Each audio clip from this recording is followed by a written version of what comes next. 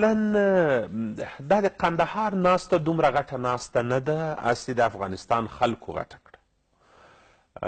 18 وکیلانو تګ قندهار ته او هلته د دوی ناسته یا د نورو سیاسیونو سره، دا د هر افغان او هر وکیل او هر سیاسي څیرې حق ده.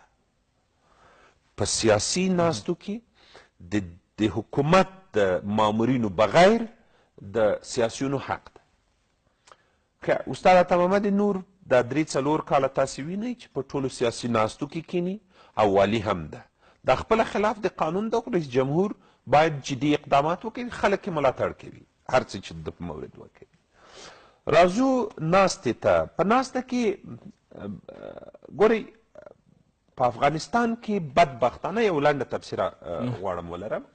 په افغانستان کې بدبختانه چې زموږ خلک معیار د شاته تګ نه لري چې په چا پسې لاړ شي. ولسي جرګې ته هم چې کله موږ ته یې رایې راکړي دي، معیار ډېرو خلکو په نظر کې نه دی نیولی. 249 وکیلان یې رالیږلي دي. نن ورځ هم زما ملت افغان ملت ډېر زر احساساتي کېږي. یو ځوان حتی اوس زنګ والی و چې د قندهار په غونډه کې کاشکې انتحاري وشي و څنګه. نه، داسې باید نه وي. موږ زغم هم ولرو، خو اساسي موضوع دلته څه ده؟ اساسي موضوع د افغانستان د خلکو ملي ارمانونو ساتل دي. په دغه موضوع باندې موږ دا ټول تحرکات ولرو. هر نوع سیاست چې کوو د افغانستان په افغانستان کې د خلکو د ژوند د بقا، په افغانستان کې د نظام د ساتلو، په افغانستان کې د خلکو د ارمانونو سره سم حرکت وکړو. دا نشي کېدلی چې کله په ولسي جرګې په تالار کې د افغان د کلمې په سر رایګیري وي، دی سور کارت جګوي او وایي چې زه افغانیت نه منم، او نن دی په قندهار کې حکومت ته چلنج ورکوي چې په 12 ساعتونو کې ته استاد عطا محمد نور پرېږده، که یې پرېنږدي زه دا ها کوم دا کوم. دا ډوزي دي، هسې په وطني لهجه دا هسې ډوزي دي. زه دا اوس ننګرهار ته د دی لاړ شي، باورمنده یم 1000 رایې هم نشي اخیستی. 1000 رایې 200 نفر هم نشي رایستلی. هسې دا وضع د تشنج په طرف باندې بیایي. او دا بیا زما د هر وکیل، زما د هر سیاسي څیرې، زما د هر سیاسي شخص، زما د هر وګړي حق ده چې په افغانستان کې د افغانستان د خلکو د ارمانونو سره سم حرکت وکړو. کله که ولسي جرګې ته زه د مثال په ډول د خوست خلکو رالیږلی یم، نو زه باید د خوست د خلکو او د افغانستان د خلکو د ارمانونو مطابق حرکت وکم او د هغوی د نظریاتو مطابق خپل غږ جګ کړم. که کله ملت ما ته رایې راکړې او زه دلته په خلاف کې د دوی په مخالفت کې غږ جګوم، دا په خپله جفا ده د هغې ولس سره. خو زما ولس هم ذهن نه لري، زما ولس هم زر دا مسایل هیروي او هر وخت په هغه چا پسې روانیږي چې څوک ارزښت د روانولو نه لري او بیا وروسته ورنه ګیلې کوي.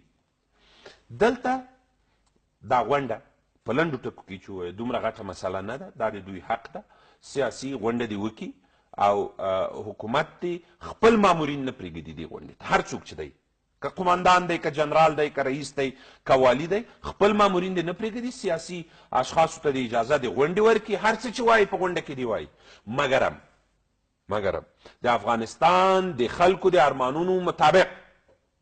دا نه چې په افغانستان کې د افغانستان د نظام د منځه وړلو لپاره توطیهګري او یا هم هر هغه څه چې د افغانستان اساسي قانون منع کړي دي په همغه لار روانېږي. افغانستان اساسي قانون هر چاته د تظاهراتو، د مجالسو، د غونډو حق ورکړی ده. دا د دوی قانوني حق ده. دا غونډه دې وشي، دومره غټه کیسه نه ده. مه یې غټوئ.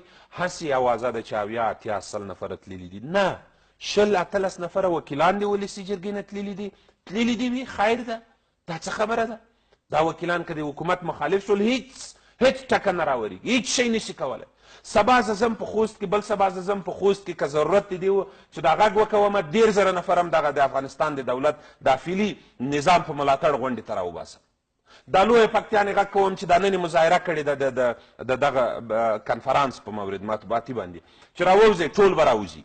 په افغانستان کې په کابل کې غږ کوم، دا ټول ځوانان به کوڅو ته راوځي، 1,000 نفر به راځي او د افغانستان د دولت نه به ملاتړ کوي. خیر که یو 2,000 نفر یې په قندهار کې مخالفت وکړي، څه کیسه ده؟